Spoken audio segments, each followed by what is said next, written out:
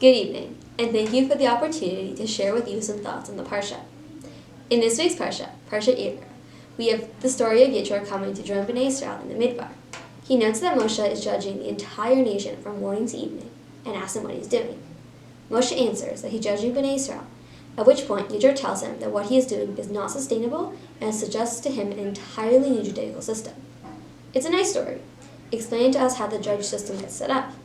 However, if we take a step back, there are three big questions we can ask on the story. 1. Why do we need this story?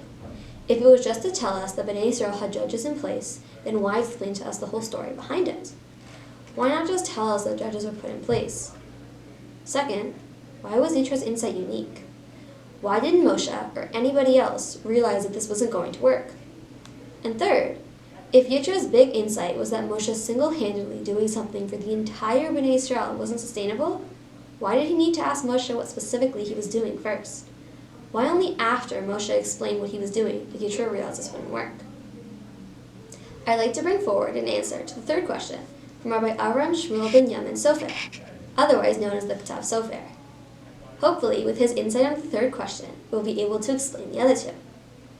The Ktav Sofer explains that Yitro saw Bnei Israel coming to Moshe one day and was troubled by the fact that the entire nation seemed to have gathered around Moshe. V'chol ha'am nitzav alacha. He assumed something unique had happened that day. Moshe explains that this is an everyday event. People are coming to be judged. Ki yeh lachem dvar ba elai b'shafati. However, he is not only saying judgment, but also v'hadati et chuki Elokim ve'et toratav. Moshe was also teaching Bnei Israel the reasons behind his judgments. As a result, people would stay after their own cases, or would come for no other reason than to learn from Moshe. Only after Moshe explained to Yitro that this was the design structure did Yitro say, Lo tov hadvar asher ata oseh, that this idea was great, but it was not sustainable. After Yitro understood the reason behind what Moshe was doing, he had the insight to say that this was not going to work. With that being said, maybe we can understand why Moshe didn't see the issue on his own. Moshe was only seeing the success that this system brought. People were coming, issues were being solved, and they were learning. Even if he did know that it wasn't efficient, this system was working. Why mess with it? Only when Yitro comes in with an outsider's perspective and suggests a better system does Moshe realize that he could and must do better. And this may be why the Torah mentions the small story, to teach us three very important lessons to three different groups of people.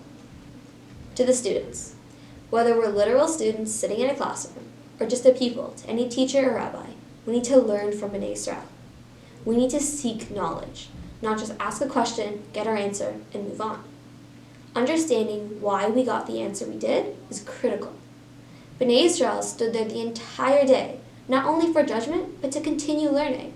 It is our job as students to thrive for knowledge. To the teachers, if you're in a classroom, office, shul, or even just get asked a random question, learn from Moshe and make teaching the why your goal. Make your students want to stay and learn more beyond their original question. Moshe saw the value in not only imparting facts, but imparting knowledge. He made the self-sacrifice every day to spend the time teaching Bnei Israel how he got to every judgment and answer. To the leadership, administration, management, or any sort of leader, learn from Moshe, who was not against accepting criticism and embracing innovation. If it ain't broke, don't fix it, isn't a leadership strategy.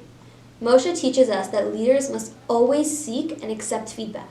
They must always be open to embracing new approaches to doing things, even when, or perhaps especially when, things seem to be going well and working out just fine. Whether we identify with one or more of these groups, the lesson is clear. Strive for more. Despite the unusual times we're living in, between pandemics, blizzards, and just everything else, we must never be satisfied with good enough. We must always strive to learn more, to teach further, and look for ways to always do better. Thanks for listening. Have a great evening.